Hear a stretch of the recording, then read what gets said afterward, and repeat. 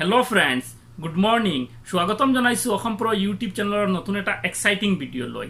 আজি আমি কথা পাতিম কপিৰাইট, কমিউনিটি গাইডলাইন আৰু ফেয়াৰ ইউজেজৰ বিষয়ে।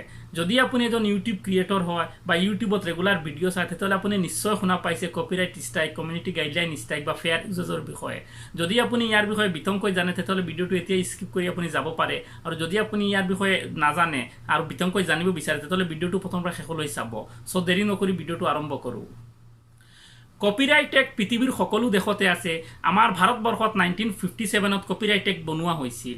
কপিৰাইট এক্টৰ নিৰ্দেশ মতে যিকোনো অৰিজিনেল ক্ৰিয়েটৰৰ যিকোনো ক্ৰিয়েটিভিটি যদি তেওঁক আমি নজনোৱাকৈ বা তেওঁৰ অনুমতি নোলোৱাকৈ কমাৰ্চিয়েলি ব্যৱহাৰ কৰোঁ তেতিয়াহ'লে এইটো কপিৰাইটৰ অধীনত আহে। এই ক্ষেত্ৰত এজন অৰিজিনেল ক্ৰিয়েটৰৰ ভিডিঅ' হ'ব পাৰে, অডিঅ' হ'ব পাৰে, ছং হ'ব পাৰে, মিউজিক হ'ব পাৰে, কবিতা হ'ব পাৰে, কাহিনী হ'ব পাৰে, পেইণ্টিং হ'ব পাৰে, গ্ৰাফিক হ'ব পাৰে বা তেওঁৰ লগো হ'ব পাৰে। এইবিলাক যদি আপুনি কৰবাৰ পৰা ডাউনলোড কৰি পইচা উপাৰ্জনৰ কাৰণে ব্যৱহাৰ কৰে তেতিয়াহ'লে এইবিলাক কপিৰাইটৰ অধীনত আহে।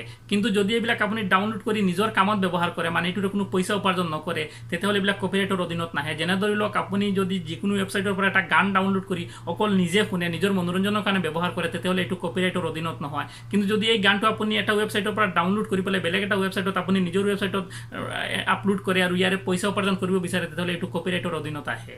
কপিৰাইট সকলো ক্ষেত্ৰতে আছে, কিন্তু চিনেমা বা ইউটিউবত ইয়াৰ গুৰুত্ব অলপ বেছি। যদি আপুনি এটা ব্যৱসায় আৰম্ভ কৰিব বিচাৰে আৰু বেলেগ এটা কোম্পানী ৰেজিষ্টাৰ্ড ল'ব, তেওঁলোকক নজনাকৈ আপুনি ব্যৱহাৰ কৰে আৰু তেওঁলোকে যদি আপোনাৰ ওপৰত কপিৰাইট ক্লেইম কৰি দিয়ে তেতিয়াহ'লে আপোনাৰ ব্যৱসায় বন্ধও হ'ব পাৰে বা আপুনি জৰিমনাও দিব লগা হ'ব পাৰে। বা যদি আপুনি এজন সাহিত্যিক হয় আৰু ইংৰাজী সাহিত্য এখন অসমীয়া ভাষাত ছেম টু ছেম অনুবাদ কৰি নিজৰ নামত পাব্লিছ কৰি বিক্ৰী কৰিব বিচাৰে আৰু মানুহজনে যদি গম পায় যে আপুনি তেওঁৰ কবিতা এখন কপি কৰিছে আৰু তেওঁ যদি আপোনাৰ ওপৰত কপিৰাইট ক্লেইম কৰি দিয়ে তেতিয়াহ'লে আপোনাৰ কিতাপখন বেন হৈ যাব। সেইবাবে আপোনালোকে নিশ্চয় দেখা পাইছে কিছুমান আৰ্টিকেল নিউজত প্ৰকাশ পায় বা কিছুমান ইংৰাজী কবিতা অসমীয়াত প্ৰকাশ কৰা হয়, সেইবিলাকত লিখকৰ নামটো সেই মানুহজনৰ নামটো দিয়া থাকে আৰু যিজন অনুবাদ কৰে তেওঁৰ নামটো বেলেগ হিচাপত দিয়া থাকে। এক কথাত ক'বলৈ গ'লে যিকোনো ক্ৰিয়েটৰৰ যদি অৰিজিনেল কণ্টেণ্ট আমি তেওঁক নজনোৱাকৈ বা তেওঁৰ অনুমতি নোলোৱাকৈ ব্যৱহাৰ কৰোঁ তেতিয়াহ'লে ইয়াক কপিৰাইট বুলি কোৱা হয়।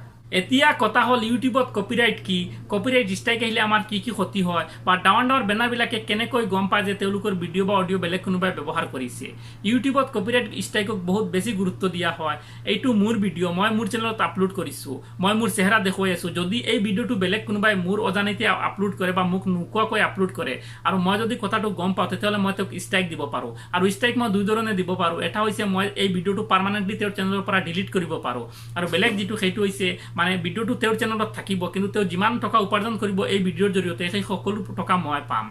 এটা চেনেলত যদি একে সময়তে তিনিটা কপিৰাইট ষ্ট্ৰাইক আহে তেতিয়াহ'লে চেনেলটো এসপ্তাহৰ ভিতৰত ডিলিট হৈ যায়। আৰু যদি চেনেলটো কমেডি চেনেল হয় বা বেলেগৰ ভিডিঅ' বা বেলেগৰ মিউজিক ব্যৱহাৰ কৰে তেতিয়াহ'লে চেনেলটো কিন্তু ডিলিট কৰাৰ বাবে কপিৰাইট দিয়া নহয়। এই চেনেলটোত অকল ৰেভিনিউ শ্বেয়াৰ কৰিলে মানে হৈ যায়, মানে যিটো বেনাৰৰ তেওঁলোকে গান বা ভিডিঅ' ব্যৱহাৰ কৰিছিল এই বেনাৰৰ লগত তেওঁলোকৰ ৰেভিনিউ যিটো সেইটো শ্বেয়াৰ কৰিলেই হ'ল।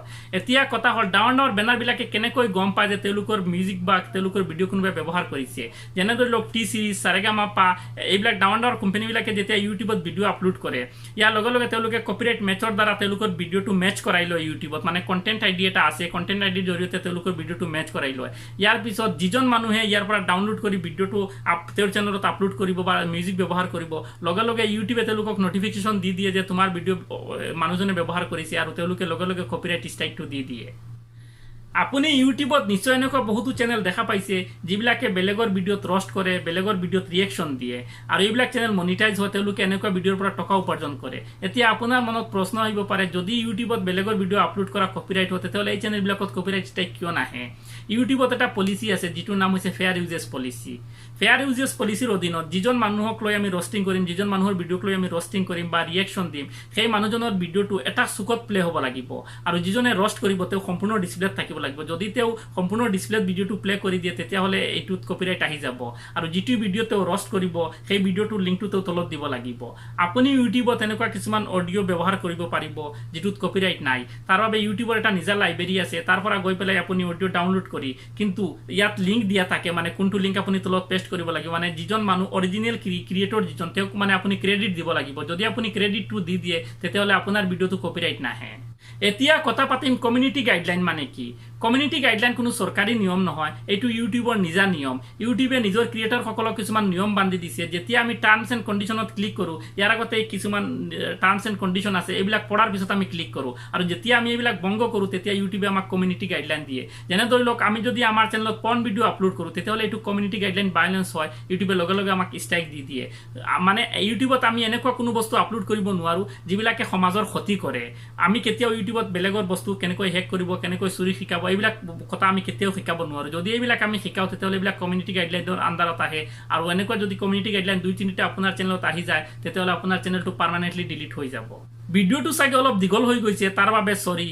যদি আপুনি কপিৰাইট বা কমিউনিটি গাইডলাইনৰ বিষয়ে বিতংকৈ জানিব বিচাৰে তেতিয়াহ'লে মোক কমেণ্ট কৰিব, মই বেলেগ বেলেগ ভিডিঅ' বনাই আপোনাক বুজাই দিম। যদি ভিডিঅ'টো আপোনাৰ ভাল লাগে তেতিয়াহ'লে লাইক কৰিব, যদি মোক কিবা ক'ব বিচাৰে তেতিয়াহ'লে কমেণ্ট কৰিব, আৰু যদি এতিয়াও চেনেলটো ছাবস্ক্ৰাইব কৰা নাই তেতিয়াহ'লে ছাবস্ক্ৰাইব নামৰ ৰঙা বটন এটা আছে, তাত ক্লিক কৰি ছাবস্ক্ৰাইব কৰি দিব, কাৰণ ছাবস্ক্ৰাইবৰ বাবে কোনো পইচা দিব নালাগে। আপুনি হাঁহি থাকক, ধেমালি কৰি থাকক, কাৰণ জীৱনটো অকল দুদিনীয়া, আৰু কৈ থাকক জয় আই অসম।